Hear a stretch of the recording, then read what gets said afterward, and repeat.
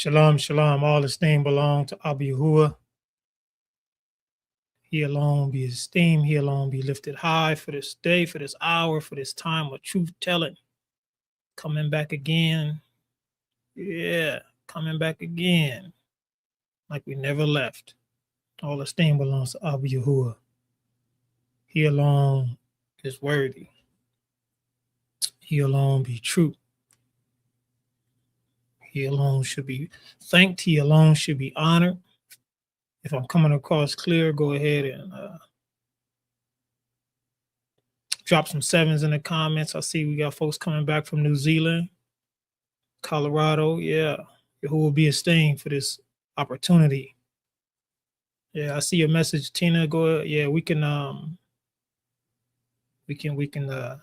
I can definitely use the charger out there. My phone, the sun be eating up my phone battery life. So I appreciate that. But Yahuwah will be esteemed for all that he is doing for us in this hour and this season. I see those sevens in the comments. Yahuwah alone be esteemed. Coming back from Canada. Yeah, we're gonna get into some truth-telling session today. It's a hard topic. It's not one of those popular ones because it don't gratify the lies. It don't esteem the deception. It eradicates the truth. It eradicates the lies that counter truth, and really just causes you to stand in one place or the other. That's what truth does. Truth does that. Nothing alone can do such but truth and truth only. Yahuwah will be esteemed. Yahuwah will be lifted high. I'm excited for this word. I'm excited for this season. I'm excited for what Yahuwah is doing right now as we speak, especially in my life. He is raising me up in a way that I never thought, considered, never even crossed my mind. I thought I was supposed to be some elite professional athlete or some high skilled trained operator for the government or whatever. I had all these views and ideas and perspectives about the path I was supposed to travel in life. But then, of course, things changed. The world changed. In 2020, everybody got the clear vision of the world we live in today, which is nothing but evil. And a lot of people didn't like what they saw. Yep. Yeah, somebody from American Southwest. Yeah, but they didn't like what they saw. Because, Yahuwah was like, I'm going to pull the veil back. I'm going to show you who your government leaders are. I'm going to show you what your churches are really about. I'm going to show you what your husband is about. I'm going to show you what your wife is truly about. I'm going to show you your kids. I'm going to show you the job you really, you invest in all your time and energy in. Your so-called vacation and bucket list and all these things you want to accomplish. Yahuwah is like, I'm going to show it to you. I'm going to make it plain for you. So you can see where you'll, basically give you that opportunity. Choose the path you want to take. Choose the path you want to take. And man, I'm telling you, this journey not been easy. It's not been easy. But I'm excited for the journey because one of the main things we get to see the word of Yahuwah manifest itself. The fruition of his word come into evidence, like it's living proof right before our eyes. I'm excited for that because, how many times people say the Bible is fake and, the scriptures is man-made and man-written, so it ain't true. And, they down talk the Almighty. They talk all this nonsense, right? But then over and over again, you see the word manifest itself. So Toda Abba Yahuwah, Barak him, because he gave ears to hear and eyes to see so that we can walk this reality out, understanding what is really happening in the season and how to prepare. But make no mistake about it, everything that is happening had already happened. In the time of Noah, the time of Abraham, the time of the southern kingdom, the northern kingdom, there was nothing new under the sun. Nothing. Everything is a constant repeat. The only difference, which is not even really a difference, is that it all becomes greater. Greater. That's it. The evils, greater. The trials, more and tougher, right? It gets darker. It gets more challenging, but it's not different as far as something new. These are not no new challenges. These are not new trials and tribulations. They're all the same. Been happening for a long time. So we ought to give Yahuwah the esteem that despite what the wicked had tried to do with the word, the accounts still exist. The testimonies are still there. So we can go back and draw strength from those who came before us. In times we want to quit, the enemy's trying to convince us otherwise, trying to pull us back to perdition. We can go back and look at the repeated challenges the chosen face, King David, Eliyahu, Jeremiah, all the different messengers that he called. And we need that. We need that. You need something to fall back on that's going to help you stand up. Right? You need something that's going to fortify you when everything is trying to crush you. And that's why he left the accounts for us. And in this very day in which we live, there are many witnesses to the very realities we see in this and the truth happening right now. There are people overcoming fiery furnaces today, the lion's den today, the dividing of houses today, because Yahuwah keeps his word, he keeps his promises. And I'm esteemed that I'm one of those individuals who he has preserved despite me, despite the things that I've done, have kept me in various storms. And I'm excited for what he has prepared for us, all those who truly love him, what he has in store, what no eye have truly witnessed. Talking about us among mankind, having seen what he has set up for those who prove their love for him by how they walk, how they carry themselves. But when I say we got a powerful word today, we got a word that's going to send some people in the wrong direction because they don't want to hear it. Again, it don't fit the narrative.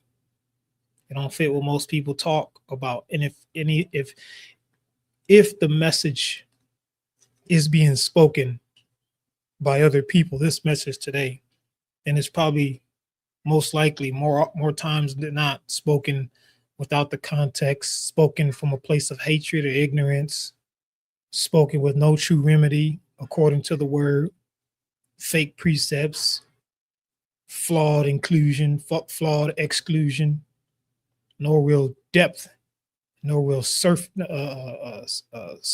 on the realities of what the word is. But Yada Yahu, he's given me this word to speak as a warning, not just for the nations / Gentiles, but for everybody who name his name. You hear this word, and that means it's for you. Take off running, and nothing I can do about that. We're going to get into it tonight. End times, the curse is reversed. Are you ready for this? Are you ready for the curse being reversed? It's happening as we speak. Again, the word is coming to life. It's already alive. But we're now witnessing what he has spoken ages ago to his people. Long time ago. We are seeing it come to fruition right now. And the question is, are you ready? Or are you still dibble-dabbing and figuring things out the way you want to do it? We're about to find out here in the word tonight. We're doing this time which we're watching this study. Again, happy prep day. To hell with this age. This age you should be tired of this age. You should have no real expectation or no desires for what this age has to offer. So-called success, so-called achievements, accomplishments, victories given by this world is nothing but perishing illusions. That's all it is. Headaches, hard times and setbacks. And anybody who don't say they have such are basically filling their head with the illusion. Oh, this is how it is. This is the hustle. This is what you got to do to make it. This you get. Nah, that was never kingdom living. It was always demonic nonsense. The people didn't have to hustle. Yahuwah promised them the land flowing with milk and honey. They didn't have to go out there and try to concoct it, create it, figure out how to get the artificial flavor version of it. He promised them. But yet the rebellion caused what we see today, starting from the garden. Man has constantly fallen backwards or refused to get up. That is a known historical fact. But there are those of us who've looked out on this age and come to this one hard conclusion: the hell with it. It ain't offering us nothing true. All the work people spend to gain something, look how much work they have to spend to keep it. Oh, I make so much money doing so many things, and I got a big old house that you can't even live in because you have to keep spending your money or spending your time making the money to keep the house. But they paint that in Babylon as success, happiness. You've bought a house. In all reality, you signed a 30-year sentence. Don't pay that note and see what happens. Don't pay that bill and see what happens to that car. It's not success. That's called stress. Package as success. We woke now, and we're going to act like it. That's why we do these studies. First and foremost, I want to do a special message to the watchmen and the watchwomen. Yes, this is a word Yahuwah has put on my heart very passionately this week due to recent events and circumstances. So when it happens, he leads me to share, and I want to share it with you. We talk about this often because it's a reality seen all throughout the word. Again, history repeating itself. His story repeating itself over and over again. But we're in the final separation. This is it. This isn't another kingdom, southern kingdom, northern kingdom situation here. This isn't, what you seen in the wilderness before. This is it. This is the end time separation of the scattered.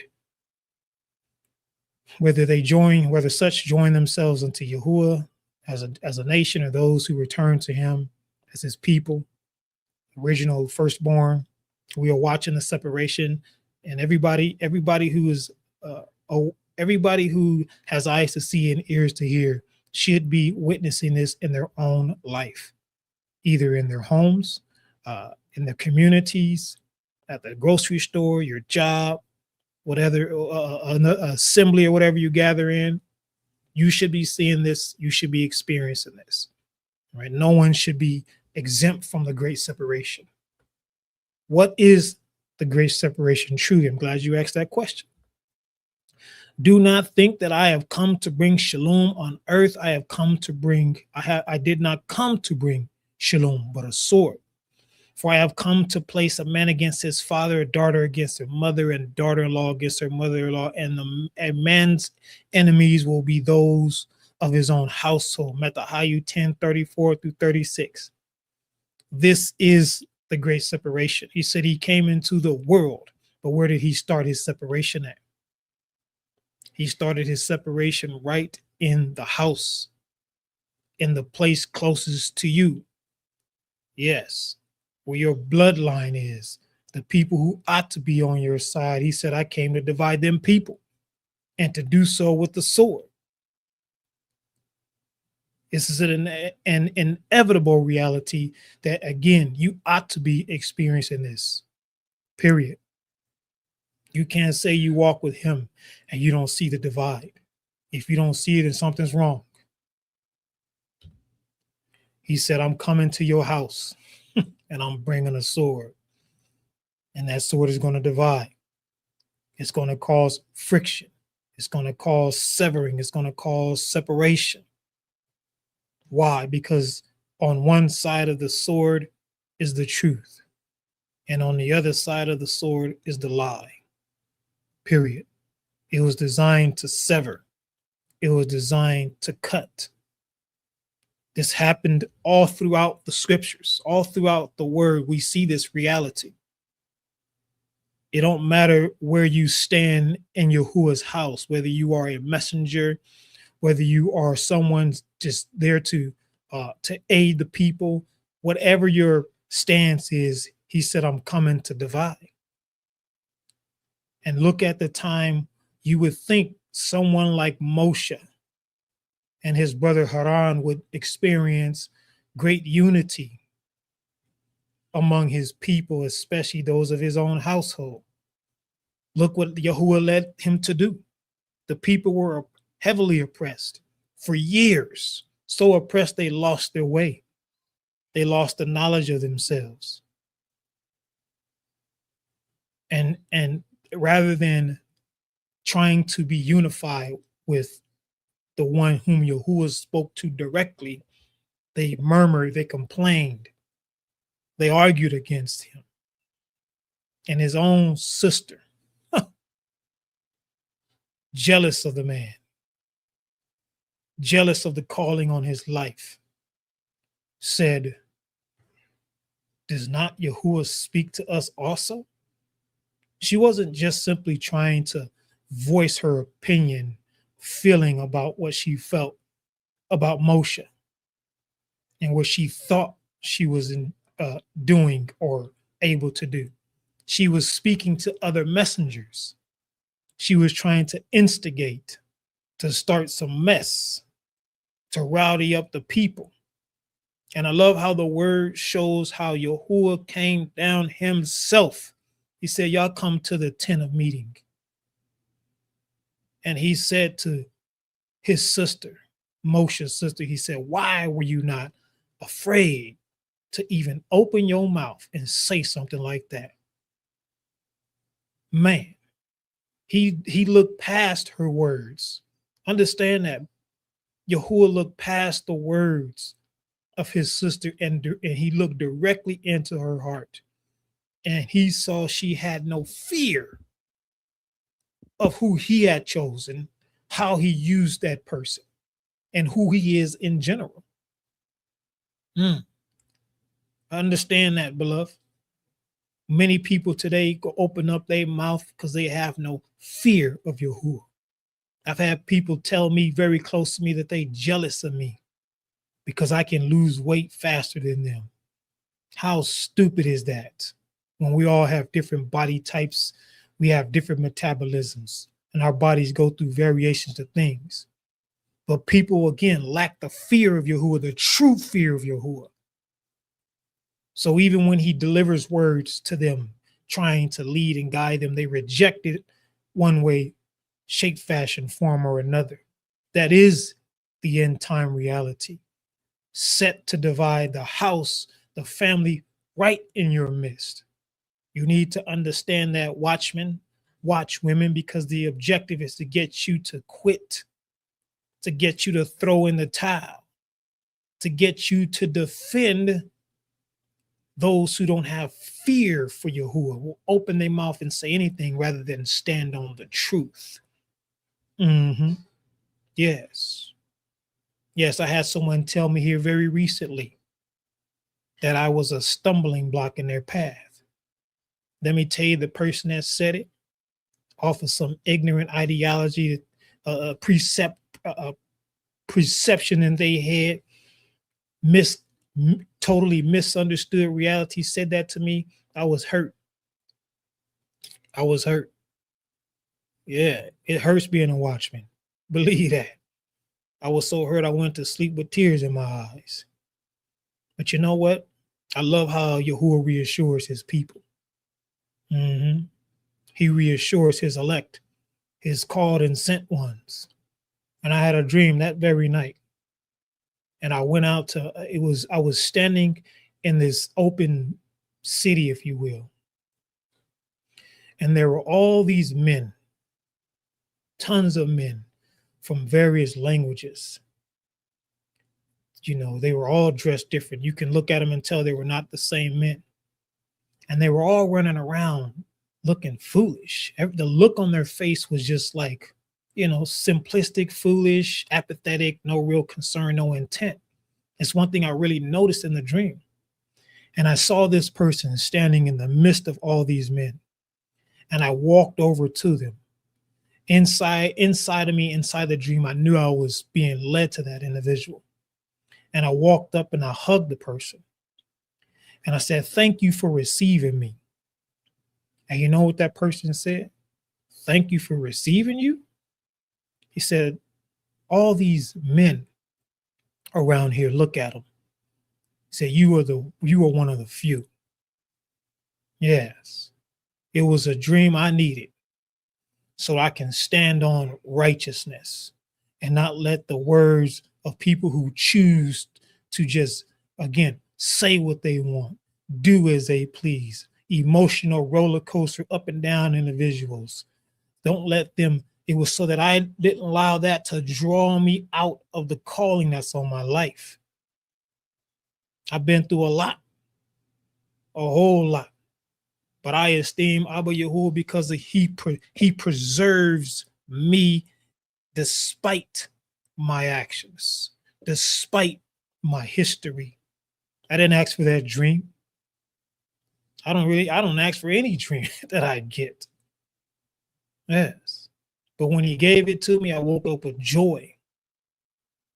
With joy. And I needed that. Yada Yahuwah for him, again, showing me the realities. Wickedness and righteousness is always proven when you are under pressure. We talk about this often. Did a whole study on it. Take an orange, squeeze it with everything you got. You're going to get the contents of which that fruit is made up of. You can't help it. It's inevitable. You cannot squeeze an orange and get orange juice. You cannot crush an apple and get lemonade. Okay? What is on the inside of an individual, what is truly deep down in the core of a person, will always come to fruition under pressure. So therefore, if the person is wicked, better believe pressure is going to bring it out. If the person is truly built up on righteousness, truly desires the heart of Abba Yahuwah, when you squeeze them, I'm not talking about we've fallen short.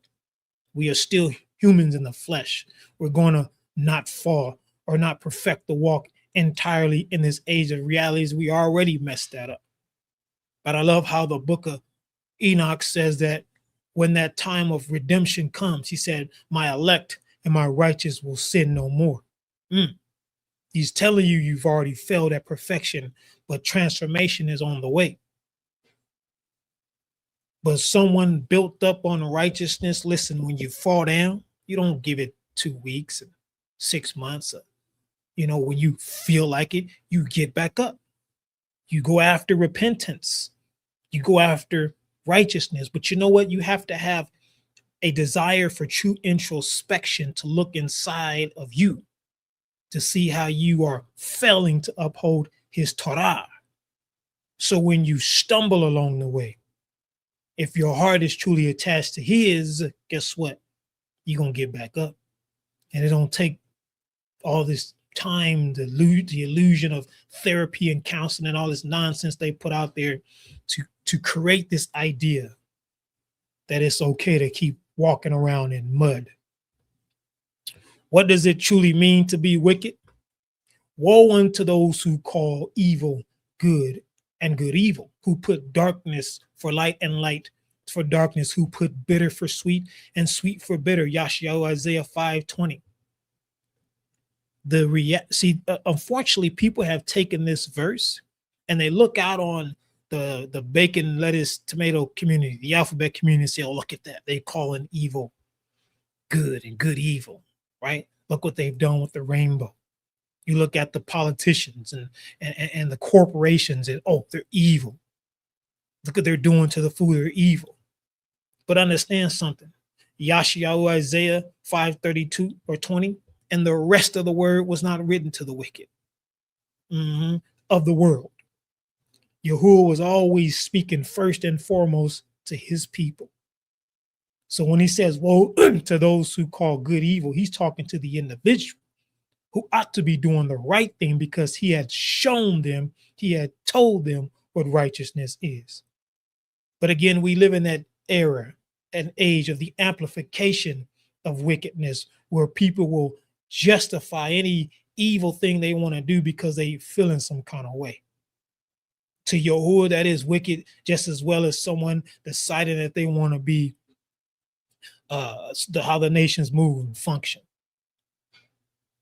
Wickedness is not based on what I think, you think, anybody else think. It's based on what is written. You don't get to not obey the word of Abba Yahuwah because you feel in some kind of way.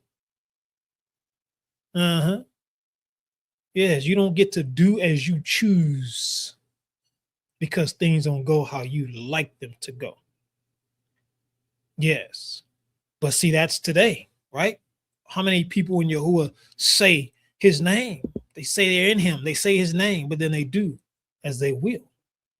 Woe unto you who call evil good. Oh, you know, you don't know what I'm going through. Oh, I don't like this. I don't like that. So I'm gonna do this and I'm gonna do that. Woe unto you. The great divide has always come down to truth versus lie. That's it. That is the ultimate divider. Who stands on truth and who stands on lie? Truth don't care about your feelings. Truth don't care about where you at emotionally. Truth don't even ask you about your childhood traumas, your baby, your daddy traumas, where your daddy wasn't there for you, didn't do for you, didn't come and rescue you, or your mama walked out on you. Truth, show me that in the word, where truth was this therapeutic response to the childhood or the past traumas in your life. Yahuwah said this age is perishing, is set for fire. Do you think he's really set his word out to go and just simply cater your emotional stance on what happened to you and all that as part of the perishing? Truth is for you to move in him, so when he shakes the earth, as he's doing right now, he destroys the wicked, you are left standing. But again, the lie, which people have made comfortable, convenient for themselves, have made acceptable for themselves, has become a reality they don't want to denounce. You ought to be experiencing this again in your homes, wherever you go, if you are on the side of righteousness, period. So I say this to my watchmen, brothers and sisters: hold the line. Hold the line. I'm not talking, when I say watchmen, I don't simply mean watchmen right now. I don't mean watchmen as those who are directly appointed by Abba Yahuwah. I'm talking about those who understand they got to watch their ways, watch their mouths, keep their eyes on the covenant, not the clock. Hold the line. The way of Abba Yahuwah has been under attack since the serpent opened his mouth. That's why you see all throughout the word him commanding you to guard his way, because it's under attack. And it needs to be guarded if you want to be rewarded in the end. And when Yahushua had finished these parables, he went away from there, and coming to his own country, he taught them in their synagogue. They didn't say his. Yeah, for all you got to be trying to go somewhere, or they be trying to convince people to go places on Shabbat, talking about you got to go to the synagogue.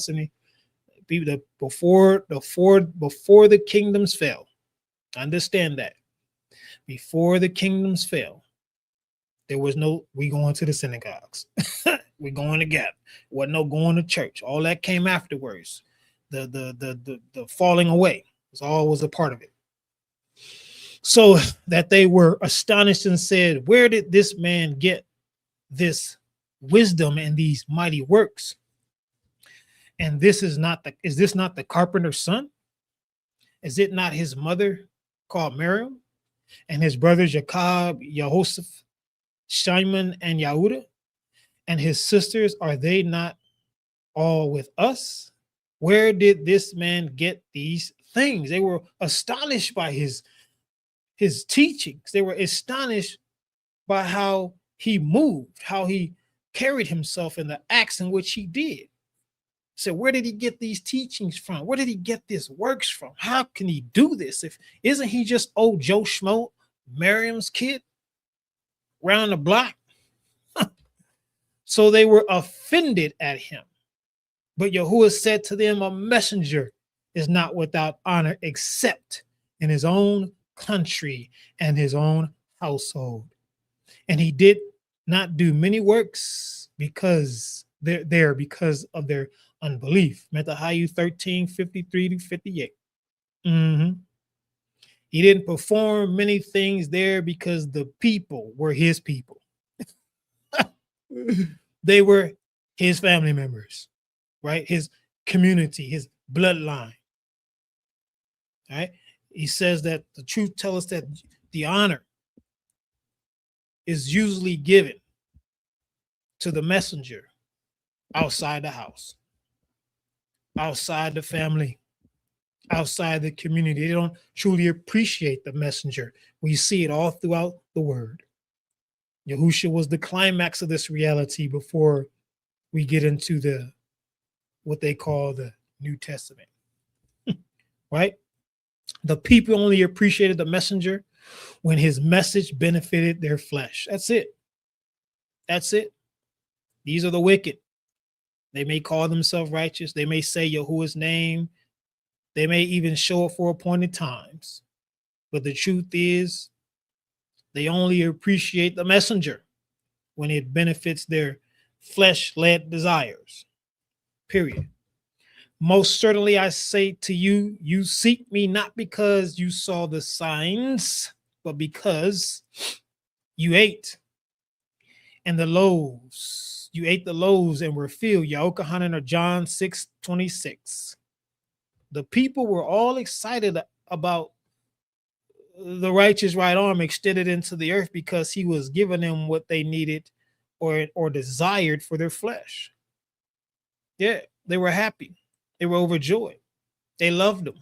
They appreciated him because he was making sure their physical needs was met. But the sign of how the physical need was met, they entirely missed.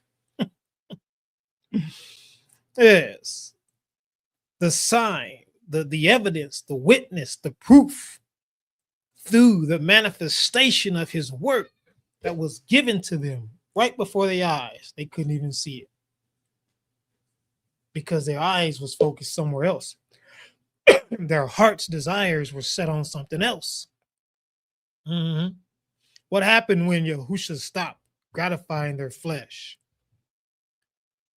Now it was Passover day or preparation day of the Passover and about the 6th hour. And he said to the Yahudim, behold your king. Look at y'all, your king is here. But they cried out, away with him, away with him, crucify him. 𝐤𝐄𝐄 John 19:14-15. Yes. The same people he fed when they was hungry, following him on a long journey. Remember the word? What did it say? It said, Yahushua told the taught ones, he said, you give them something to eat. They had told him, he said, the people have followed us all the way out here. And they need some food to eat because it's too far for them to go back to go grab them something to eat. So he said, you guys take care of that. Go ahead and break some bread with them. He said, they're like, how are we supposed to do that? Right? But he opened up the windows of Shemayim and poured out a miraculous barakah in their life and it fed them in a time where they couldn't feed themselves. And as soon as he stopped feeding them, yes, what did they do? Crucify him. He's not my king. They wasn't saying that before. Yes. This is where the foolishness comes from. Moving mindset ministry versus truth unedited. I get this ridiculous nonsense often. Yes, when you go out and you rebuke the lies people share, Despite, I don't care what your platform is, how many or how little. But people look at that rebuke, they look at that contextual truth provided, the realities about repentance according to the word provided, and they say, wow, I look over at Truth Unedited and y'all don't look like y'all say anything different, or at least not that much different, and so forth and so on. This is why I got this message from a person named Monique Lovett. Love it. All praises to the Most High, and thank you for this. Right? How many times have I told y'all don't thank me? Okay. So I said that, and I still get this message. In the Most High, who? What's his name?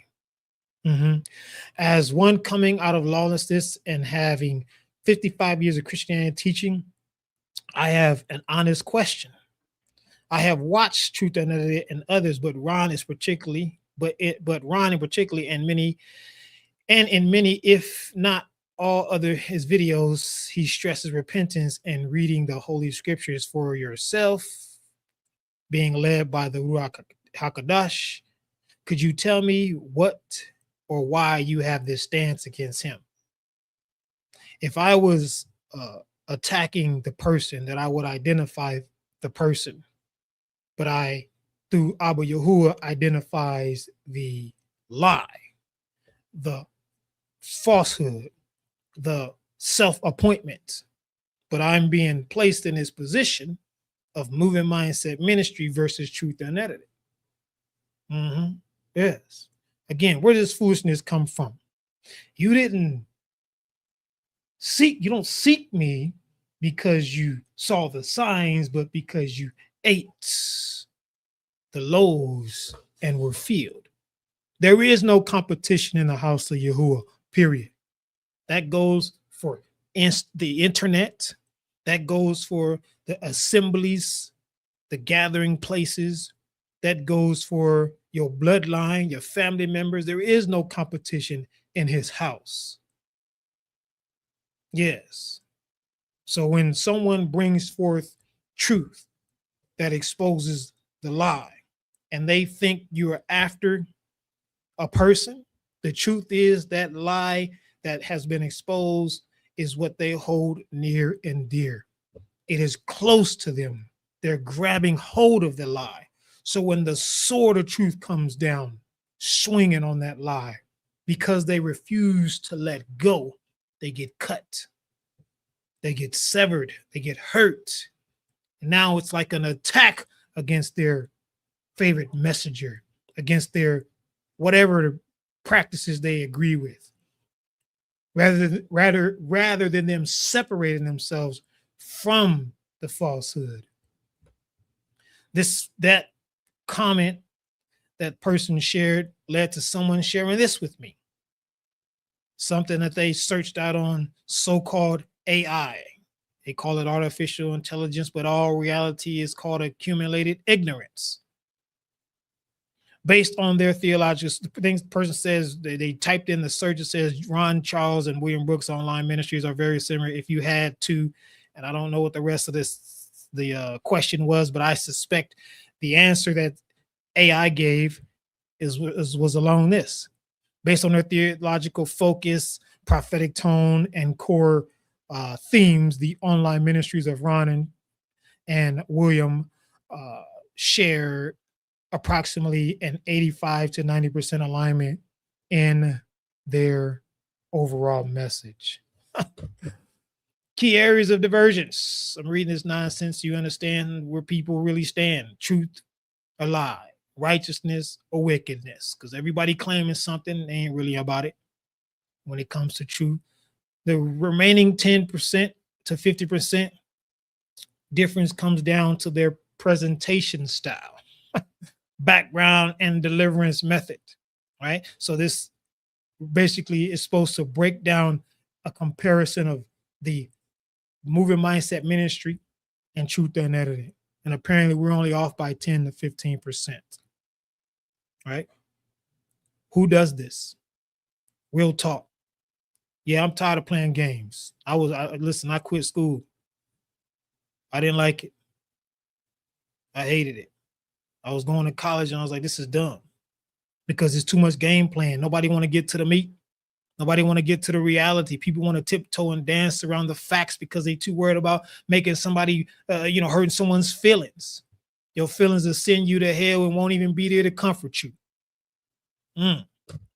The problem is that people don't want the context of the word. They don't want it. We talk about this often. The context of the word is what actually gets into introspection, right? It is a surgical operation that's taking place inside the individual. That's the purpose of the context. That's why you don't hear context from these messengers. Ron, John, Truth, whatever. You don't hear the context. You hear a whole lot of history, a whole lot of, oh, we got a new revelation. Oh, we got something deeper. But you never hear the context of the simplicity of realities such as repentance, because now the severing gets inside the heart and it has to cut. And people don't like being cut. They want to be comforted. They don't want to have to remove the grit, the dirt, the grim, the nasty, the foul, the funky, the stuff they know they shouldn't have been doing. That's why messages like this don't go viral, because it only allows you to excuse the fact that you were sleeping with some other man's, other person's spouse. It don't allow you to get away with the reality that you've been with this person for years, but won't come out and tell the truth that that child ain't even his. Yes. It don't allow you to continue trying to pursue wealth and so-called success and become a so-called influencer. Chase these dreams and visions and ideologies created by the wicked. The truth don't allow you, when it comes to severed, listen, the context of it, it don't allow you to keep saying G-O-D. I'm calling on G-O-D. Yahuwah is the true G-O-D. All that stupidity, it don't allow you to do that. And when people, listen, when you get cut the first time and you didn't want it, and it didn't come, and you wasn't expecting it, you know what you're going to do? You're going to try everything inside of you to make sure you don't get cut again. You're going to flee. You're going to run. You're going to make excuses. You're going to continue to be wicked, evil, and then try to justify that nonsense. Act like you're righteous, and at the end of the day, you've been vile from day one and don't want to get right. That's what the context exposes. What one should do is moving mindset ministry versus the context of the word. That's what they should be doing. What one should do is truth unedited versus the context of the word. Yes. So all this, again, illusion, deception, that is perpetuating heavy in the last days is built on this reality. Many will come in my name, saying I am and was never sent. Those who lack nobility are comparing apples to oranges and not truth against lies, point blank, period. Yeah, you know how many people try to compete with me when I'm not competing? I didn't step in the ring to fight nobody. I came to stand against the lie, but they want to compare me to somebody else rather than comparing what the truth says against what someone spoke. The truth tells us in the word that these were more noble than those in Thessalonica, in that they received the word with all readiness of mind and searched the scriptures daily, whether those things were so. Acts 17:18, when Shaul or Paul came to the people in Thessalonica and he had a witness of how he was called and sent, they was like, well, hold up, wait a minute, let me go look in the word to see if we can find this out, whether it be true or not. They didn't simply say, well, you know what, Shaul don't sound like Kepha. Kepha don't sound like Shaul. They said, let's check the scriptures, because if anything is going to tell us the truth, it's the word Yahuwah has sent. Everyone that has a message is not a messenger of Yahuwah. Yes, it's not a messenger of Yahuwah. Don't get it twisted. I have placed watchmen on your walls, O Yerushalayim. They will never be silent day and night. You who make mention of Yahuwah, do not give yourself rest or keep silent. Yashayahu Isaiah 62:6. Yahuwah said he placed people on the wall. He did that. Meaning that no watchman or watchwoman of Yahuwah ever placed themselves on the wall. There is no watchman.com application you can fill out. There is no sign up for the IUIC Watchman course and get your certificate when you pass. Yahuwah explicitly does it because he doesn't need, but he desires to have people whom he can rely on to give his word. Truth, advisory, awakening content. All this is the product of the reverse of the curse. Yes. Oh, yes. What all you see today, everything we discussed, the family member feuds, right? The self-appointed watchman, the wickedness versus righteousness, all this is the fruition, the birthing, the growth coming up out of the reverse of the curse. And we're going to look at this amazing word to show you this reality.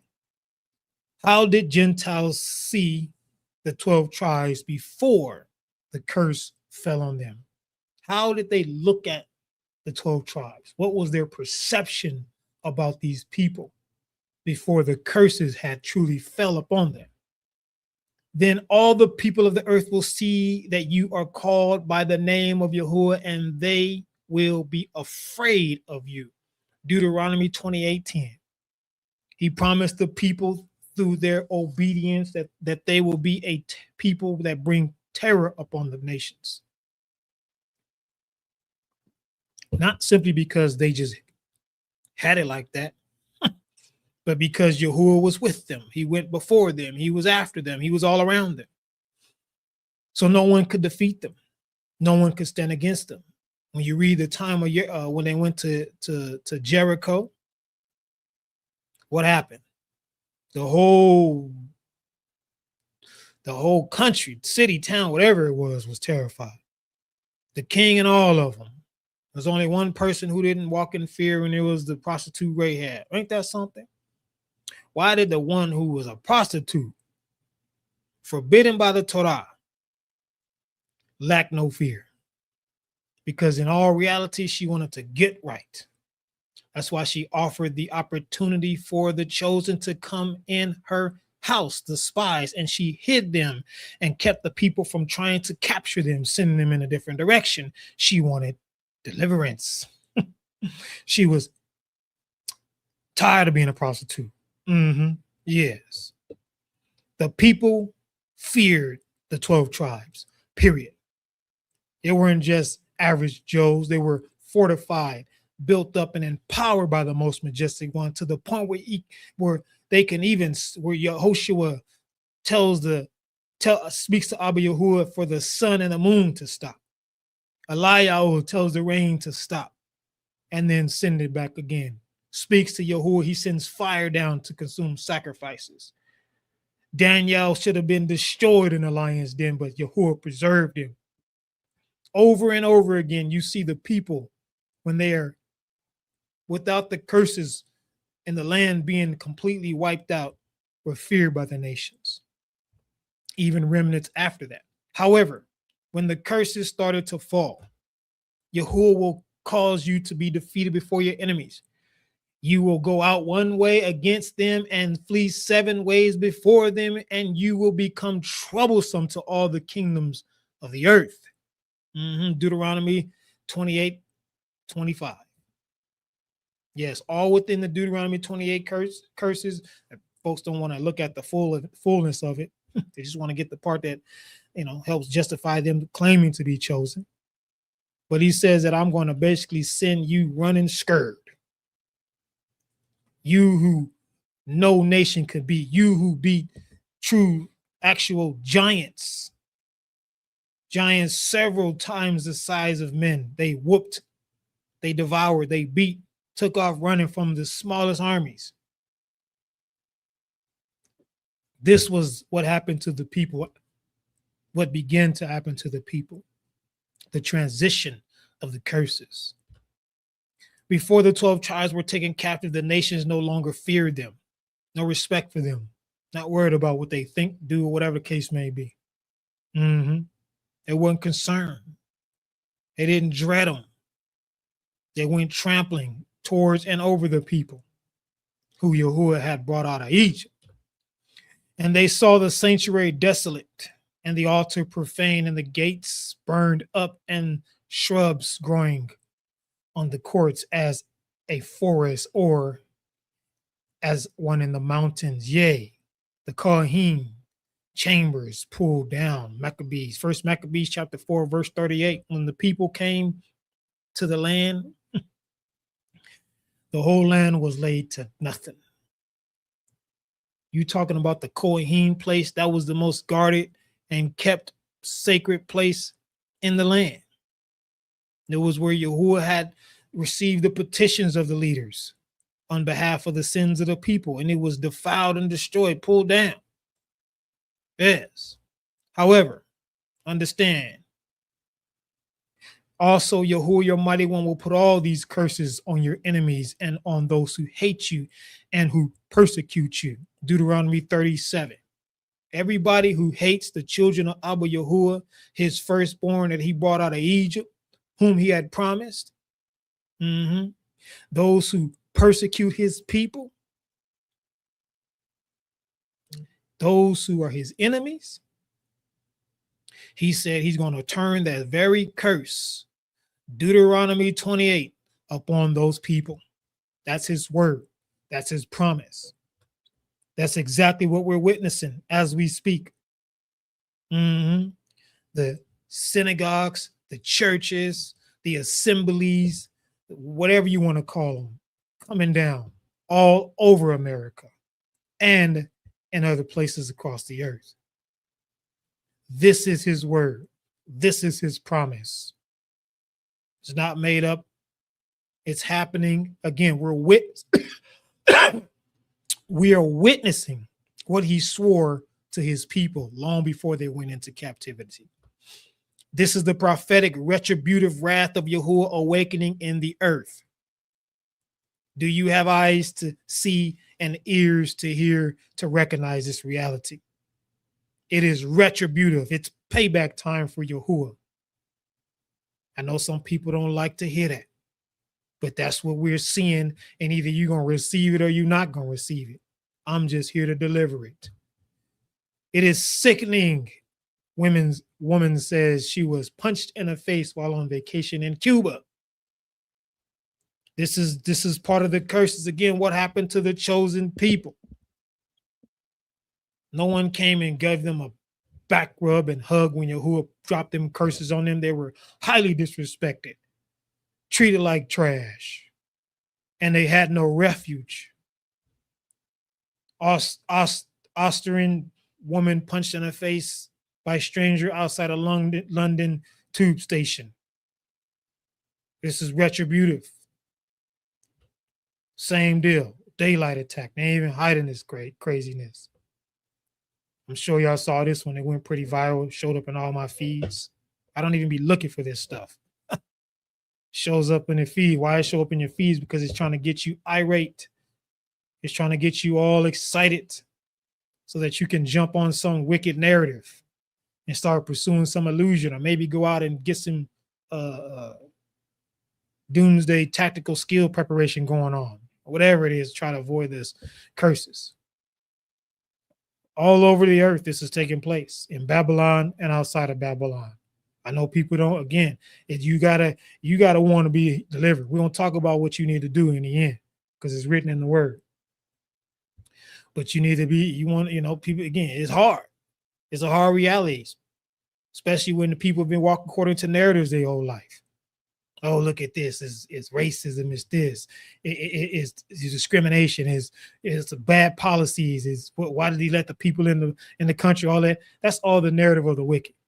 Yahuwah said he's going to do exactly what he did to his chosen people upon those who hate him, those who persecute him.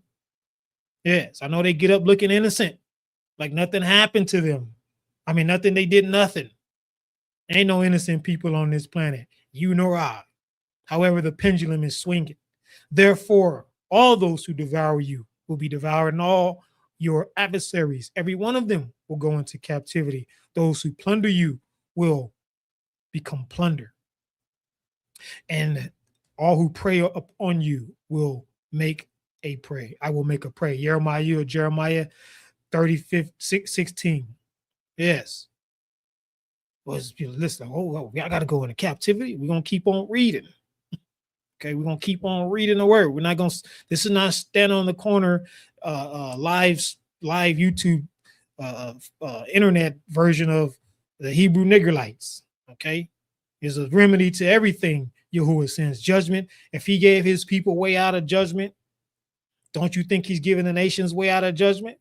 But many people don't want that way because that way requires them to do what they don't want to do. Yes. We know what happened again. We talk about this quite often. I'm sure you hear it in Hollywood and all the hateful Negroes on the corner standing there talking that nonsense or on social media, but we know what happened. And these are the people who built these churches, period. Force 2, you will serve other deities neither you nor your fathers have known. Yeah. Force 2. Okay. However, look what's happening to them today. Churches all over America are being set on fire. And they want to call it a sleeper cell. Ain't no doggone sleeper cell. Ain't no sleeper cell going on around here. This is judgment. All right. This is a March 17, 2026 article. Yeah. This is not some kind of, failure in the office or failure. This is Yahuwah saying, listen, I'm doing some payback time now. Do you truly see what is happening? Or are you like some people who just took off running or thinking about being like those and taking off running because the heat of this reality is too heavy? How you claim you serve him, but you won't serve him fully and contextually. You serving him based on emotion, opinions, and perspectives and personal interpretations of the word. The truth is nobody respects the so-called European white man anymore. Period. Don't get in your feelings. Okay. Same thing happened to the chosen people. No one respected them either when the curses fell. Period. Hard reality, but it is true. He said, I will send these curses upon you just as I sent upon your enemy, just as I sent upon the chosen people. Okay. There was a time you would never see this kind of nonsense in the news. You would not see this on the media. You would not. Because the fear that exists, you would not have people walking up down the street knocking out so-called white women. Why? Because there was a mob waiting to dismember the person who did that and their family and burn their property to the ground. But now they're terrified because the reality is we are living in the reverse of the curse. This is the kickoff of it all. Woe to you, Assyria, the rod of my anger, and the staff in whose hand is my indignation. I will send him against the wicked nation and against the people of my wrath.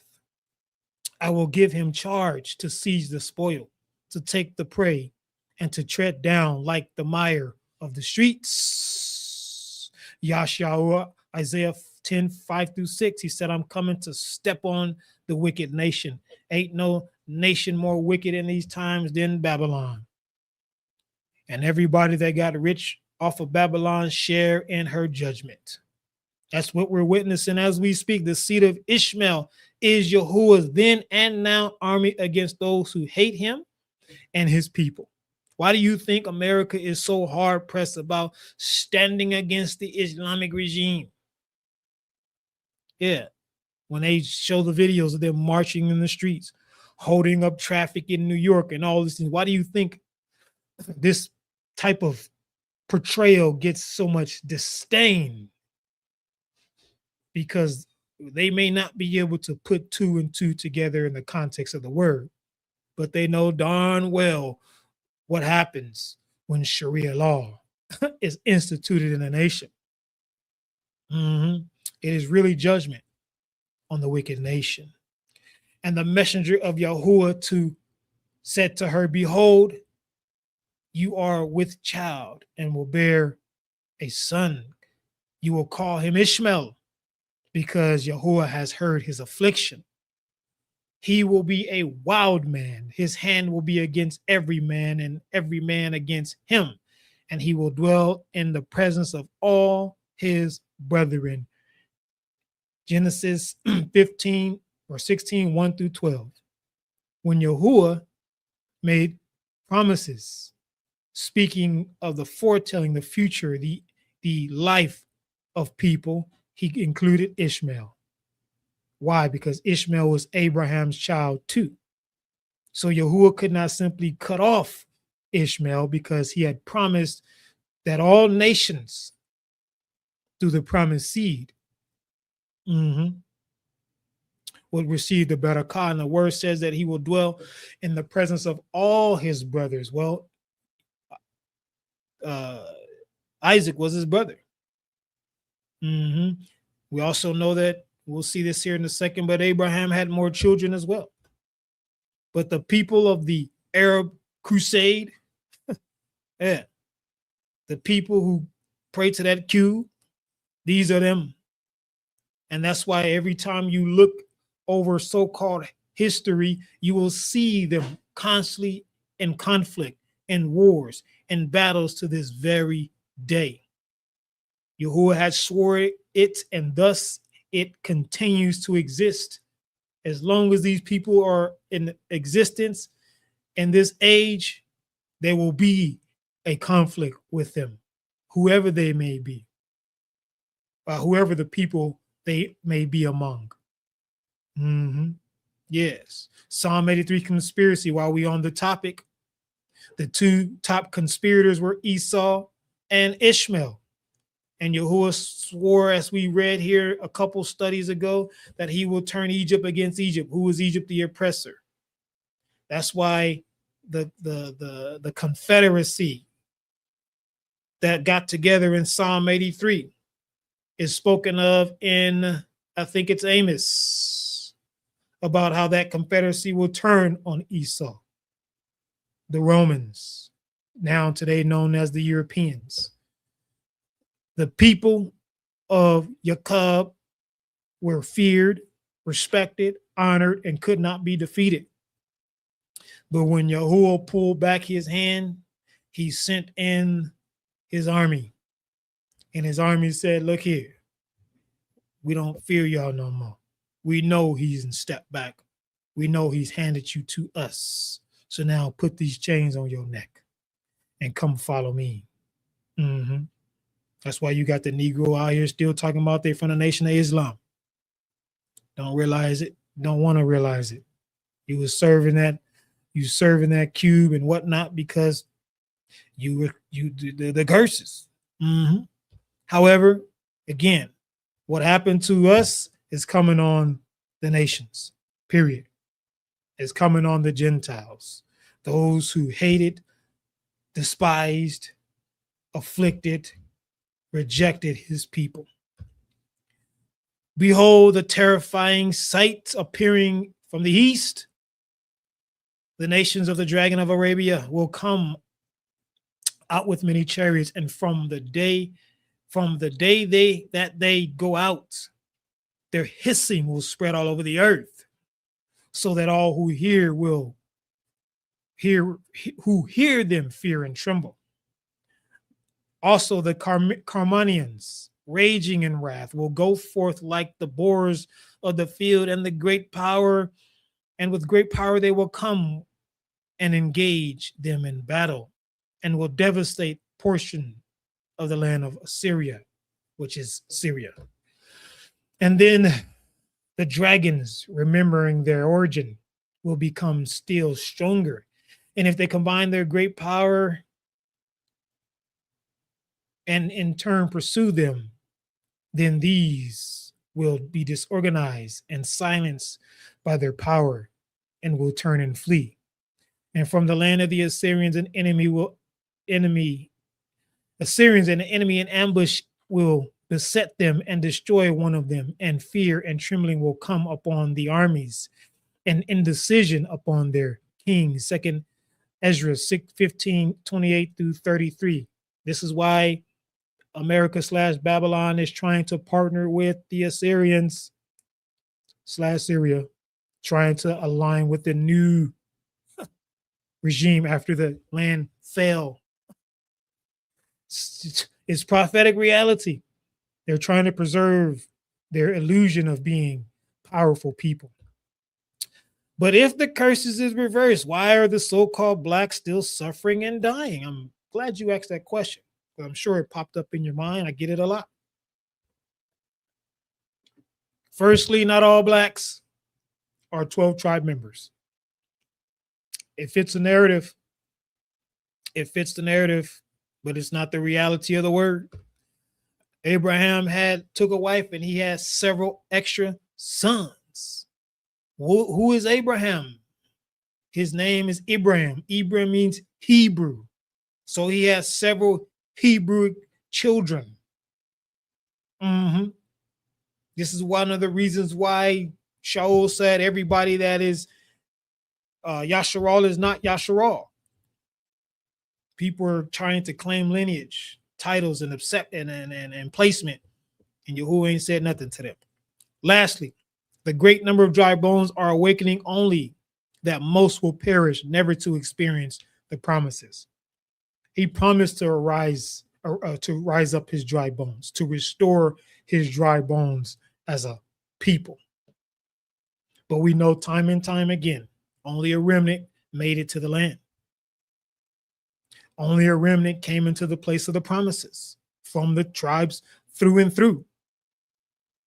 Despite the Exodus, despite coming out of Babylon, only a remnant went back. Black people are being found hanging in trees. Why are officials so quick to call it suicide? Because it's the narrative. That's why. It's a narrative. Again, we're going to talk some hard contextual realities today. Okay. You've seen the so-called black people everywhere homeless. Okay. Studies reveal staggering toll of being black in America, 1.6 million excess deaths over 22 years. This report came out in 2023. Yes. You will be left few in number, whereas the stars of the Shemaim in multitude, because you would not obey the voice of Yahuwah, your mighty one. Deuteronomy 28:26. Again, this is the part of when people get out on the corners and in the pulpits and online and talking about, oh, I'm chosen. Look at the Deuteronomy 28 curses. Look at what happened in transatlantic slave trade. Oh, guess what I found out? There was 1,000-year millennial slave trade done by the Arabs. Oh, we must be chosen. He said there's going to be a few left over, and he's going to judge them in the very land in which they dwell. They keep doing church. They keep eating whatever they want, violating his dietary laws. They keep calling on God, keep showing up to sporting events. He's not taking you back to captive. He's releasing you over to your final time here in this age, in this life. The word tells us that there is a future for all mankind. Everyone, all peoples. Yahusha declared it. Enoch spoke about it. It's written in various places in the so-called Old Testament. And what that is a coming back to life, a resurrection, if you will. And he says all who are in the graves will hear his voice and they will come forth. But there will be those who will go to everlasting punishment because they did evil. And then those that will go to eternal life because they did good. Who defines righteousness? Who defines wickedness? Yes. What should you do? I'm glad you asked that question. Stop playing with Yahuwah, because he ain't playing with you. You disrespectful. You being disrespectful, and you think he's not going to pay you back for that? You've come to the knowledge of truth as you profess. You say he has awakened you as you claim, but you still can't honor in the way which he said.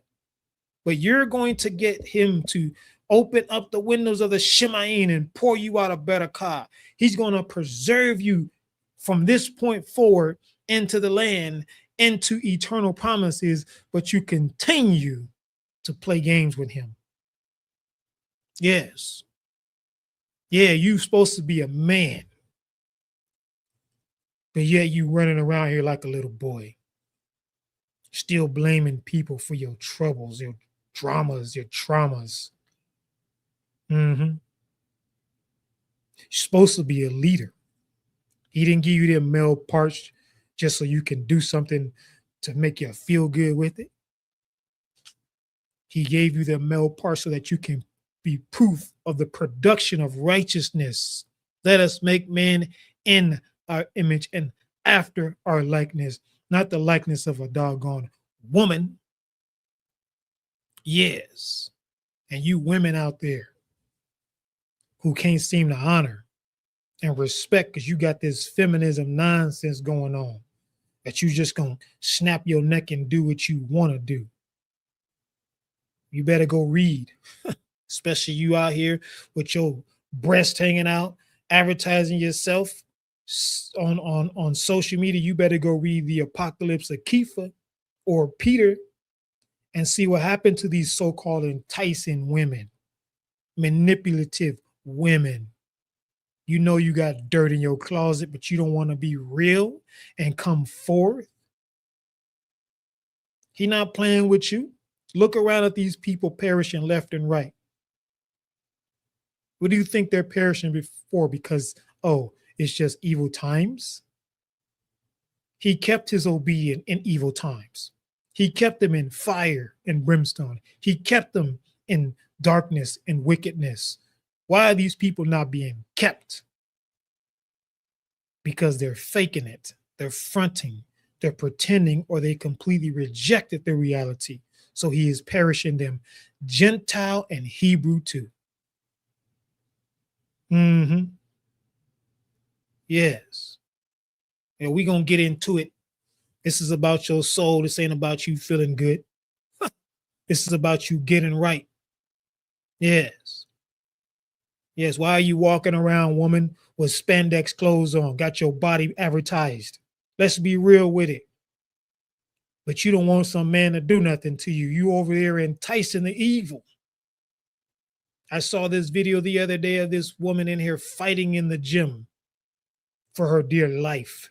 At least that's what she believed, from this guy that was trying to assault her in the gym. But you in the gym, you in the place surrounded by wickedness with these clothes on that all it does is tell every part of your body. You playing with Yahuwah. I don't know who that person was, but I know some of you out there playing with him, wearing what you want, saying what you want, doing what you want. You dishonorable wives. You don't get to honor your husband because you feeling like it. You honor him because the word commands you to. You gonna get a pass for dishonoring him because you don't like it? He's gonna judge you. He's judging the world right now. And his people are perishing left and right because judgment starts with the house of Yahuwah. Yes. They're being left to their own destruction as we speak. It's time to get right. Whether you a Hebrew or a Gentile, you stop faking it. Stop pretending. Again, people don't like this truth because it's the context that digs deep inside of the individual that demands change. Yahuwah never called his people to coast through life. He never told them to set up their own views and perspectives about obedience. Yes. He never gave people the pass to do what they want. He said, I'm going to pay you back. It may not be when you expect it, but you're going to get it. That's his word. And it's time to tighten up, or you're going to be left to the judgment. Also, the sons of the foreigner who joined themselves to Yahuwah, to serve Yahuwah, to love the name of Yahuwah, to be his servants, everyone who keeps from defiling the Shabbat and hold fast my covenant, even them I will bring to my consecrated mountain. Yashahu, Isaiah 56, 6-7. So you tell me this, beloved. All these Negroes, Hebrew Negrilites on the corner talking about the white man can't make it. He gonna perish and die. He can't keep no salvation for him. But he says right here, the sons of foreigner. You show me where he says certain people can't make it. He opened the opportunity. He said, for all that join themselves. What does it mean to join themselves to Yahuwah? It means to serve him. You can't serve him in the world. You can't serve him in your desires. You can't serve him in your opinions, your views and perspectives. That's what's wrong with people today. We was told this was going to happen. They're going to be lovers of themselves, all while saying, we love you, Yahuwah. Stop that doggone lie. If you love him, then prove it. Obey him. You can't say you love his name, but you dishonor him at the same time. That's hot, cold, lukewarm, straddling the fence nonsense. And that person going to get spewed out of his mouth. Honor the Shabbat. Hold fast to his covenant, his way. Yahuwah is not waiting for you to get into the wilderness. Some of y'all need to get this nonsense out your head. Yes, he does not restore his covenant to his people entirely, fully, completely, until they get into a place absent of Babylon, absent of Egypt. However, if you think he's waiting on you to get right before you get into the wilderness, the last Exodus, then you are highly mistaken and about one step away from being fully deceived. You are to pursue him. You are to pursue his way, his righteousness, day in and day out. You fall down, you get yourself back up and keep moving. Don't make no excuses. Don't try to act like what you said was okay, what you did was all right. Get up, man up, woman up, so that he can actually use you and preserve you when he sends his judgment out on the land and runs its course before he gets to the place of the wilderness.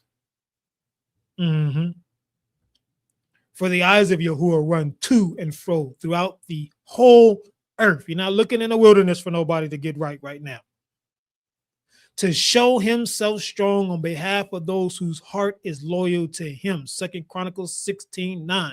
Right now, he's looking for people to show himself loyal to. So that means when Joe Schmo over here losing everything and got no remedy, you kept. When so-and-so over there lost their mind and went crazy, he preserved yours. Yes. When people are struggling and can't eat, you eating. May not always be steak. Yeah. It may be something as simple as black beans and sweet potatoes. Man, that's a good combination with a little bit of Celtic salt. Yes, but that's him. He promises. King David said, I have been young and now I'm old, yet I have never seen the righteous forsaken or begging for bread. So if he's never seen the righteous forsaken or begging bread, then how is it that there is no deliverance for those who walk in righteousness, though they are of the nations? Stop believing that stupidity. Stop listening to these clowns set up by the devil. There is deliverance for those who walk in righteousness. Has always been that way and will always remain such. The question comes down to, do you want it? Do you really want it? Or are you still toe tapping and dancing and faking it? Because you think somebody's going to come and pull you out the land when you loaded down with lies and sin. Selective obedience is willful disobedience. That's all it is. You pick what you want to do, you might as well not do nothing. You try to put some things off your plate because you feel like it's too much, then guess what? Don't just dump the whole plate and go do something else because you ain't getting in. He's not going to preserve you. You are next on the list for perishing in this life, in this age, in this time. He's looking for people who's loyal to him. Loyal is not subjective. Loyal is not partial. Loyal is not this time and maybe not later on. Okay, that's church nonsense. Come down to the altar when you're feeling like it. Is it time to get baptized yet? It's been 20 years. All that's ridiculous nonsense. Thus says Yahuwah of hosts, in those days 10 men from every language of the nations will grasp the sleeve of a Yahudi man, saying, let us go with you, for we have heard Yahuwah is with you. Zakar Yahuwah 8:23. Man, tell me how many people of the nations, Gentiles, take off running, beat feet and head out over the hills when they hear this. What you mean? I can't get into the kingdom until I grab the sleeve of Yahudi. I can't get in until I latch on to the people that are depicted in Deuteronomy 28. Crazy. I'm not doing that. I just got to love Yahushua and I'm going to get in. Thus says the Yahuwah of hosts, not me. You better recognize. He said that you of the nations, Gentiles, you're not getting in. You're not going to see Yahuwah until you grab the sleeve of a Yahudi. Period. That's why. let's just put this in the plainest perspective, right here in the truth. This is why he said that those people who hate, oppress, afflicted his people of the nations will be in captivity. All of them. Why? They're not grabbing nobody that look like this. Majority, most of them, all of them will not latch on to a person that has this, because this depiction, because it draws it boils over the ideas that were given to them in their head by the nations. It's a hard reality. So they're going to run from it. And the only place they can go is where? Yoke of iron, because that's his word. What happens when you grab hold of a true chosen one? What happens when you latch on to that person, truly chosen? The anointing of Abba Yahuwah that comes on them cannot help but to fall on you. Go back and look at the word, beloved. Look at the time the people in Egypt.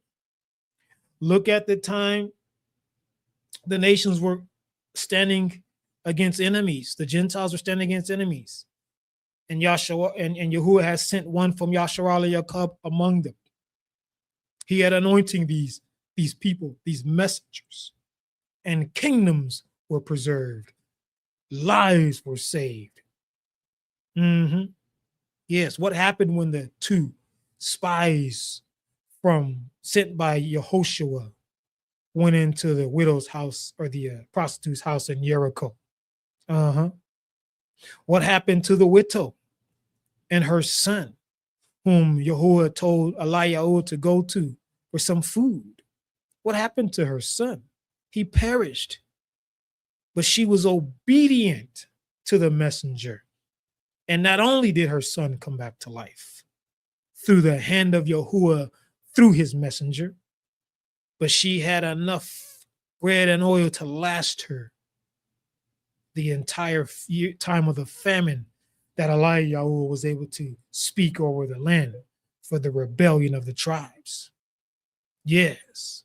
So when you are grabbing hold of a true chosen one, that is his consistent contextual promise all throughout the word. How do you find a true Yahudim? I'm glad you asked that question.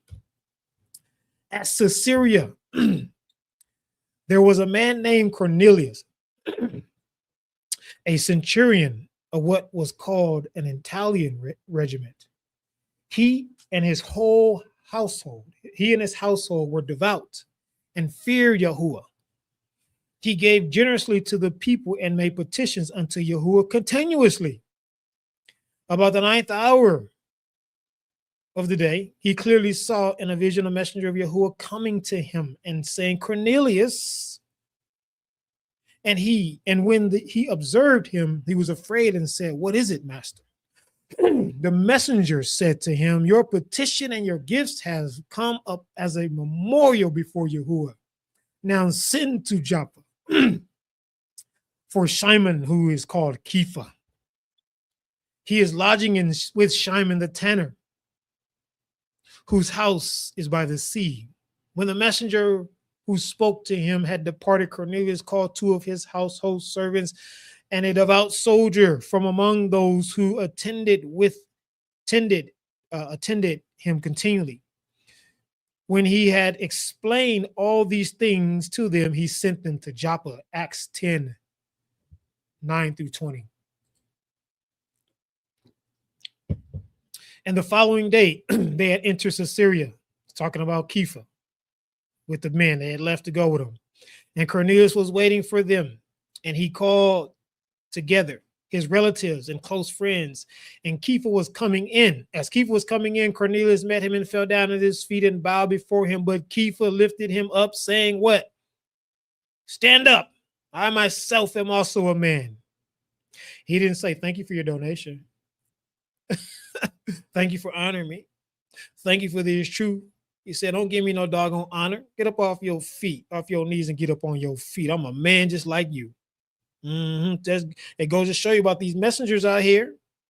Oh, thank you for your constant XY. Anyways, and as he talked with him, he went in and found many who had came together. Then he said to them, you know, it is unlawful for a Yahudim man to keep company with or go to one of the other nations. They had a clear separation there. But Yahuwah has shown me that I should not call any man common or unclean. I'm talking about your pork chops. Don't be eating that crap. Therefore, I came without objection. As soon as I was sent for, I asked then, for what reason have you sent me?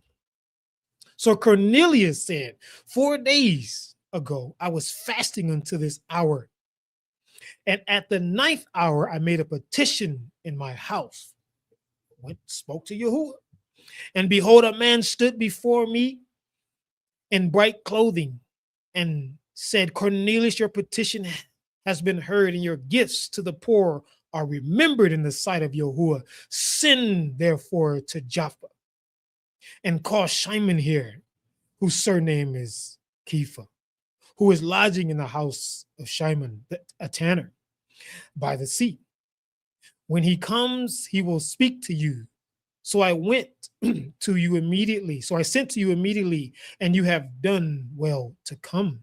Now, therefore, we are all present before Yahuwah to hear all the things commanded by Yahuwah. Then Kepha opened his mouth and said, in truth, I perceive that Yahuwah shows no partiality, but in every nation whoever fears him and works righteousness is accepted by him. The word which Yahuwah sent to the children of Yasharel, claiming Shalum through Yahusha the Mashiach, he is master of all. The word you know, which was proclaimed throughout all of Yahudah. He said he knew this word because he was already walking in the truth. And began from Galilee. After the immersion of Yochanan proclaimed how Yahuwah anointed Yahusha of Nazareth with the Ruach HaKadosh and with power, who went about doing good and healing all who were oppressed by the demon because they didn't want to stop living in sin. For Yahuwah was with his righteous right arm, his only deliverance. And we are witnesses of all these things which he did both in the land of Yahudim and in Jerusalem, whom they killed by hanging on a tree, not a stupid cross. That's the pagan ideology, so people can follow JC nonsense. And Yahuwah raised up on the 3rd day and showed him openly to all the people, but to witnesses chosen before Yahuwah, even to us who ate and drank with him after he rose from the dead. And he commanded us to proclaim to the people and to testify that it is he who is anointed, was anointed by Yahuwah to judge the living and the dead. To him, all the messengers bear witness of that through his name. Whosoever believes in him will receive a remission of sins. While Kepha was still speaking these words, the consecrated breath fell upon all those who heard the word. Acts 10:24-44. This is your way out. This is your way to endure the judgments. This is your way to be sustained in the wicked times. This is your way as a person of the nations to have the mercy of Yahuwah, to keep you when you see all the rest of the people being subjected to wrath. It is the truth in context. He receives everyone who does the right thing, period, who actually loves him because the evidence exists by way of their behavior, not simply their mouth. Cornelius was a Gentile who feared Yahuwah, gave to his people from the heart. They wasn't doing stuff out of, oh, I'm scared. Something might happen to me, so let me write this check real quick. Right? Let me give a couple of dollars, or let me go hand out some food. No, he gave to the people from in here. That's why the word says he did it generously. You can't do nothing generously if it ain't from your heart. He petitioned daily. He didn't have no once a week, some kind of one feeling like something. Hold on, I think I got some time. Let me get on my knee type nonsense. He had a continual relationship speaking to Abba Yahuwah, didn't hear nothing from him until the messengers came and spoke to him. What did he say? Go get Kepha from the tribe of Yehudah. He also fasted. He laid down that fleshly desire. He didn't put no stupid ash on his forehead and said he giving up Snickers for a little bit. He fasted, truly. We talked about this before last week, matter of fact. That's how you're going to hear from him. That's how he's going to lead you. As a result, he and his entire family was saved. Imagine that beautiful thing. That's why it's so important for you men to be men. Stop being punks. Stop being sissies. Stop letting your wife say everything. Stand your butt up and be a man. It ain't making her, it's not making her less than what she is. You was called to lead. You was built to lead. You can get slapped in the face and endure harder than she can. Life can crush you. You can still get back up. You was built to be a man. Stop being weak. Cut all this nonsense, mental health junk out. Emotional breakdown nonsense. It's time for you to man your butt up. Your household depends on it. Is everybody in your house going to be saved? Of course not. Everybody in nobody's house was all saved. This is an exception to the rule. How do you know it's an exception to the rule? The word said his whole house feared him. Everybody in your house that ain't gonna fear Yahuwah. It's the last days. You're gonna have them hard-headed, knucklehead, backstabbing, lying, scamming family members, faking it nonsense. You're gonna have them rebellious wives. It is what it is. But you man up and you stand on that and watch him do what he said he's gonna do. You don't even know. Yahuwah may turn the tide. You remember that king that had so much time left in his life? Didn't want to die. Went to Abba Yahuwah, said, give me more time. Yeah, he got more time. Why? Because he knew how to fake it? Because Yahuwah saw his childhood traumas? No, he was real. His relationship was real with Yahuwah. And Yahuwah rewarded him for that. Gave him more time. Okay, man up.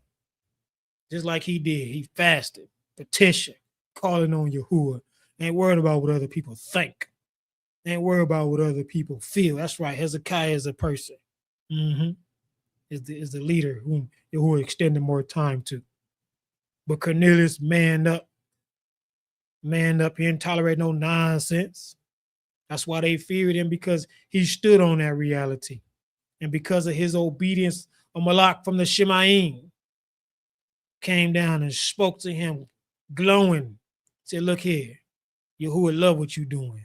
Woo, he love what you're doing. You from the Italian branch, the Italian regiment. He said, you go talk to my tribe member from Yahuda. I want you to grab his sleeve because he has an anointing on him that's going to pour into your whole household. Yes. And he was obedient to that reality. And make no mistake about it, when Yahuwah sends out a message, he confirms that word. Yes, he confirms that word. All this Yahuwah spoke to me nonsense, and the other person like, well, I didn't hear that. Hey, you know how many times I done heard that? Yahuwah told me to tell you. Yahuwah said this. Yahuwah said that. I done heard that from people super close to me. I done heard that from people I never even met before. And I was like, oh, really? I heard one of my sisters told me that someone told her Yahuwah said, give me some money. She said, well, Yahuwah didn't tell me that. Don't he confirm, right? He don't leave you in no mystery. Yes. But Kepha's confirmation, the confirmation of Yahuwah was given to Kepha, breaking down the illusion that he can't be in the presence of the nations. That man that Yahuwah cleans is no longer unclean or common. Yes. It was a mutual reality that came into fruition based on the will of Abba Yahuwah. And thus the very Gentile, who the evil, lying children of the devil, who became sons of perdition today, reject, actually got immersed.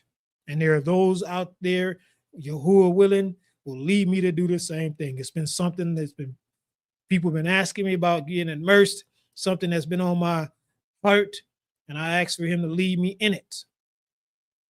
But nevertheless, that ain't gonna stop you from what you need if you really want it. Fasting and petitioning, so you can get past the noise, get past the crowd, the cloud, and all the garbage out there about who can be saved and who can't be saved, who his children, who ain't his children, all that nonsense. Yes, he's setting it up very, very perfectly right now. He didn't preserve me to come over here and make people feel good about that fake, stupid doctrine out there. He came over here, he slapped Flint on my face and said, you go tell them the truth. And all esteem to him, by his breath, I am emboldened to tell the truth. And if this dropped down to 0 people listening, so be it. I can care less. I'm going to tell the truth, whether you listen or not. Just as Yahuwah guided the obedient Cornelius towards joining themselves unto Yahuwah, so will he guide obedient Gentiles to be led to his consecrated mountain. I bet when some of you saw the caption, is the thumbnail, you thought this is probably going to be one of them Hebrew Niggerite studies. Oh, look at that. You trying to tell all the white men going to go into captivity. No. Let's get the word in the fullness thereof, the context thereof, the history of the word thereof. Yeah, there's an order in his house, but his house is open to everybody, period. And anybody who tries to close the door on anyone in his house, they're not even in his house. The truth says that they outside. Woe unto you who shut the door of Shemaim on the face of the people when you yourselves are not inside. They stand on the outside of the door trying to keep you from getting in. Leave them clowns alone. Stop listening to them retards. Period. Oh, there's some hard words. I tell you what, you don't write them some hard words, but ain't no words gonna be harder than away from me. I never knew you. So you better get these in now, because once you hear that, you ain't gonna hear nothing else. Don't let the son of the foreigner who has joined themselves to Yahuwah speak, saying Yahuwah has utterly separated me from his people. Nor let the eunuch say, I am a dry tree. Yashua, Isaiah 56:3. Don't let them clowns tell you nothing stupid. Don't let them people out there that walk according to the course of this world out there yelling on the corner, reading the word so loud, the thous and the shows and all that so loud so that you can't say nothing back. Screaming through the microphone. Don't let them tell you anything different. You join yourself to Yahuwah according to the context which we've seen, which is the consistency of his word. Don't believe Nothing happens. If the world went upside down right now, and nukes went off and all that, he still has a promise to fulfill. Hold fast to his everlasting word. I'm living proof of that reality. You know how many people betrayed me, turned their back on me, lied on me, disrespected me, and yet he done brought every last one of them down. Period. Near and far. I am evidence of that reality, and to him alone be esteemed, because I don't even deserve it. However, he had a word to keep. He has a name to uphold and a reputation that has to be sustained.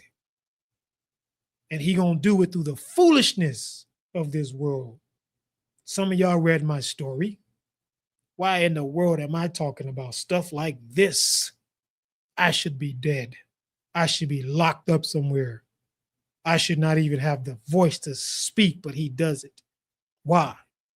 For his esteem, his honor, not mine.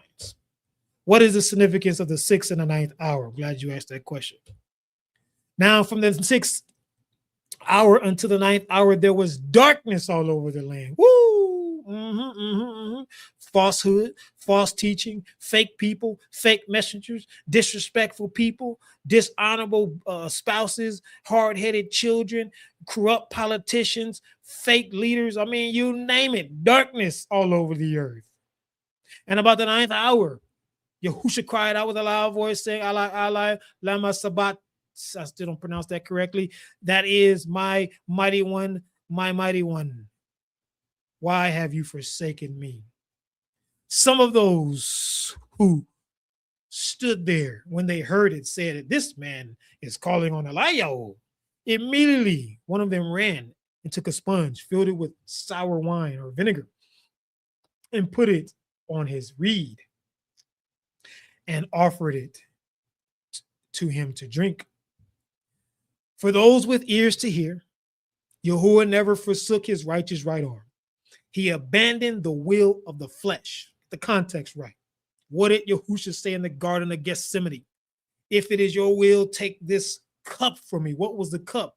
The crucifixion of the flesh. He had to drink of the crucifixion of the flesh, the suppressing, the laying down, the fasting, the rejection of the flesh, the get away from the flesh, stop following the flesh. He forsook that on the execution stake, not a doggone cross. Okay. How do you confirm this reality? Let's keep reading. The rest said, let him alone. Let's see if Eliyahu will come to save him. And Yahusha cried out again with a loud voice and what? Yielded up his breath. Woo! He gave up the breath from the flesh. What does that mean? He gave up. He separated what cannot be sustained with which can be. No matter how much Yahuwah keeps and protects us, this flesh has to perish. Yes, because in order for you to see the eternal promises, you're going to need a new being. That's why when he came back, he said, put your finger in my hand and in my side. He had a new being. Yes, transformed. Then behold, the veil of the temple, the house was torn in two from bottom to top. Yes, they didn't say everybody can go up in the house and get up in there how they want to get up in there. He still maintains his order. I know church teaches you differently. We all have access to him now. Yes, Cornelius did. He had access. He petitioned to Yahuwah. But what happened? A messenger had to come in and be that gap filler, if you will, to send him over to Kepha. After the veil was torn, the earthquake took place. The rocks were split. The graves were open, and many bodies from the consecrated ones who had fallen asleep were raised and coming out of the graves after his resurrection. Notice how you get a bigger account in here other than what they show you in Hollywood. They went into the consecrated cities and appeared to many. So when the centurion and those with them who were guarding Yahusha saw the earthquake and the things that had happened, they feared greatly, saying, truly, this was the bond of the mighty one. Matthew 27, 50, or 45 to 54. Okay, here's what happened. The ninth hour, 6 to the ninth hour. Okay, it was darkness all over the earth. Then what actually took place was the resurrection of that time. What actually was resurrected? Truth. It never died. It was suppressed. It was held down by the will of Yahuwah. But when it came back up, the word, the will, the way of life for all mankind, it brought up those who were dead. It brought up those who were consecrated and had died. Those who Yahuwah had preserved. Okay, consecrate means to place aside. That's what it means. It does not mean perfection. It does not mean without error. It doesn't mean without sin. It means it's put aside. He had put these people aside, and they had came back up when truth had risen. The 6th and the 9th hour represents the time of calling. Yahuwah calls you in truth. He calls you in righteousness. And when it was time for truth to rise up, there came those who were proof of the consecration. They were proof of being reborn. They were proof of truth. Are you evidence in this 6th to 9th hour of utter darkness, foolishness, in and outside of homes of the people? Are you the witness? This truth says that they went and witnessed, they showed themselves, they presented themselves to many. Are you the presentation of resurrection from what was once dead and now made alive? Yes. This is what Yahuwah of hosts says. In a little while, I will once more shake the Shemayim and the earth, the sea and the dry land, and I will shake all nations, and what is desired by all nations will come forth. And I will fill this house with esteem, says Yahuwah. Okay. This is Haggai 2, 6 through 7. He said there's going to be a shaking. Guess what? It's shaking right now. Homes are shaking. Relationships, marriages are shaking. Woo! Yes. Communities are shaking. Individuals by themselves are shaking. The earth, the Shemayim, is shaking right now. And he is shaking it like someone sifting the chaff from the wheat so that he can get what is desired to come out. The proof, the evidence, the witness, the fruition of who he truly is. Yes. So the question comes down to, is it you, Hebrew or Gentile? Yes. The curse has been reversed. The people who claim to be chosen of the Hebrew descent are perishing in great numbers in horrific ways. Yes, it's going to make the news because it fits the racial narrative, but they're not going to tell you why it's happening. They're not going to tell you why the so-called white women is being knocked on the ground everywhere you go. They're not going to tell you that it is reversal of the curses. So the question is, where do you stand in the midst of all this? Where do you stand in the fulfilling and the fulfillment of the foretellings written ages before you and I was even a thought in our parents' mind? Ask yourself that. Because when it's all said and done, if you don't know the answer before, it's too late. It's too late. Many are experiencing it right now. Many people today will not be here tomorrow. And they will not have the favor to overcome that judgment. Yahuwah is shaking the earth one last time, and all he desires rises up. And all that he desires is rising up. Is rising up. Everything else is falling away. His remnant, his chosen, his elect, his consecrated ones, his consecrated people of the nations, the Gentiles, is rising up. Period.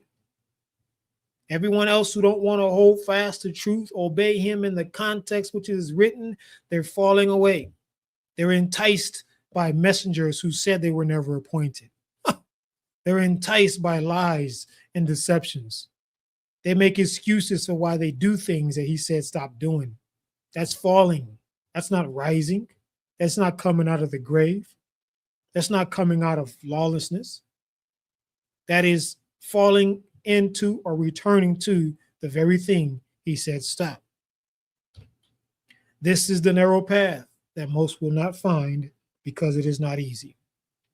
Yes, you reject it.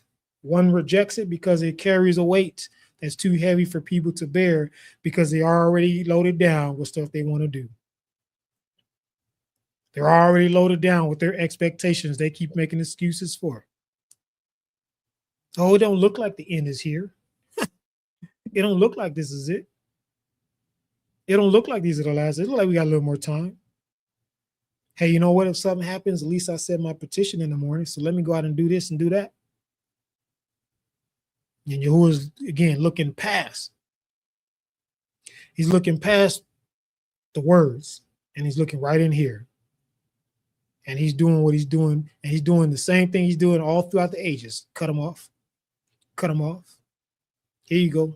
Here you go, Satan, they're yours. Here you go, Hashatan, they're yours. Here you go. Take them. I'm done with them. They don't want me. You can have them. The narrow path is total selflessness. Total selflessness. You can't do what you want, period. However you feel. You got to honor in the position in which he has put you, whoever you may be, whatever status role he has put you in. You serve him as he has outlined, not according to how you want to serve him. And if you don't do that, you are doing nothing but being a liar, a fraud.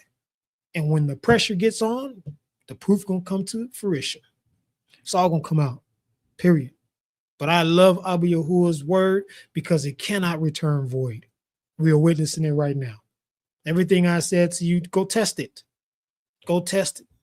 Go back and read. Go back and reread. Test the word. Man is flesh and is fallible. So you need to do like the Bereans did and have some diligence about yourself and go test the word. People who have listen, if you got true diligence inside of here and you really pursuing the heart of Yahuwah, you go find out if something don't sit right, you go find out if the word aligned. And if you were confused about that reality, then you need some fasting and petitioning. Period. If it happened to Cornelius, why can't it happen to you?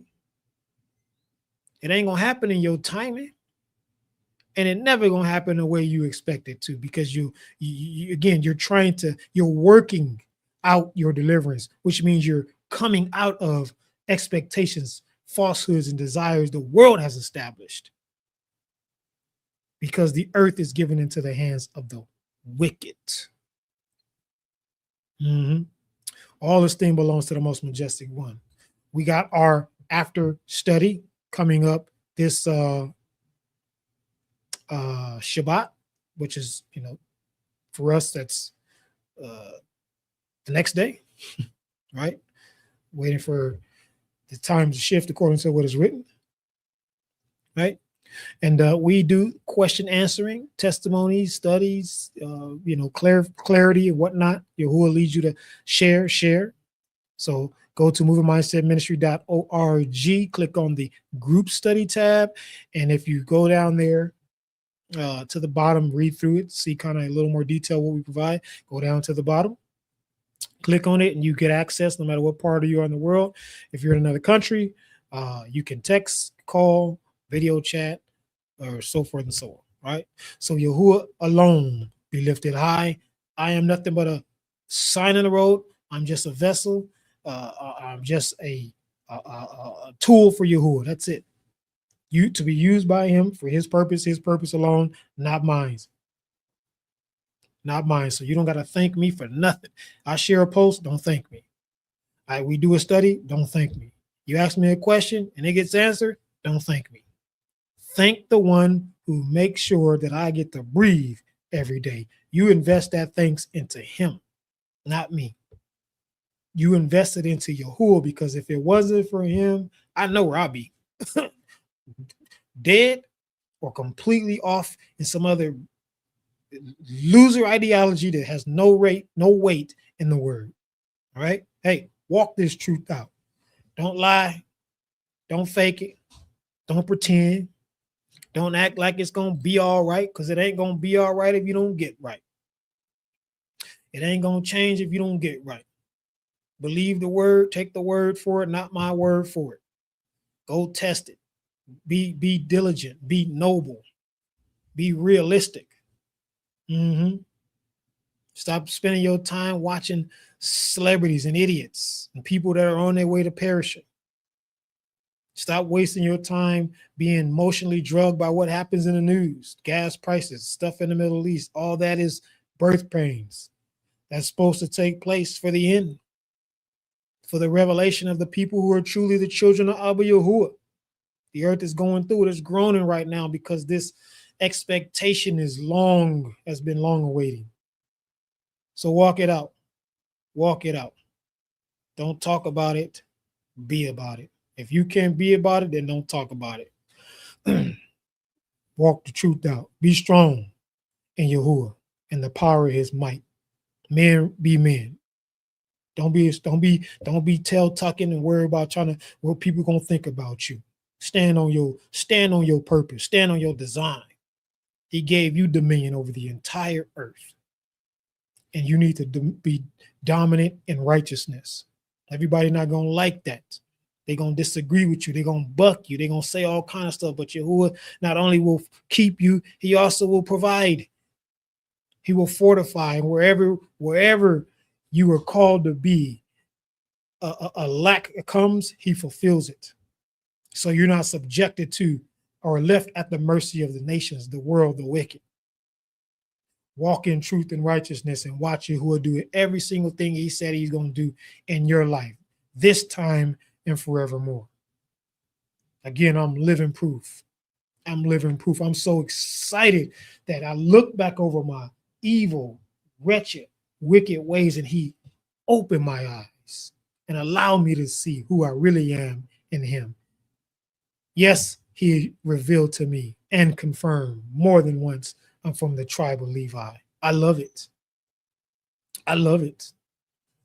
And I say that with great humility, because I ought to be the last person from the tribe of Levi. But he's going to keep me in the calling in which he designed for me, because that is his promise. And he will do the same thing for every single one of the people who love him, no matter where they descend from. That is his promise. We've seen that with Cornelius. We've seen it all throughout the word, from the time of the Exodus, even to this very day. So honor him, and he will honor you, because he's looking for people right now. He's looking to see who he can show himself strong to. Yes. Yes. He's looking to put in the gap that's made by the rebellious and the enemies. He's looking to fill that gap in a way that is going to do nothing but cause you to say, Yada Yahuwah. Total Yahuwah for what he's doing, what he's done, holding fast to his word. Hey, remember, always be less.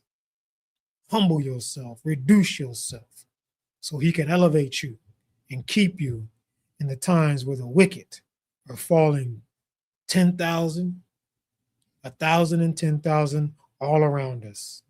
All right? Shalom, beloved.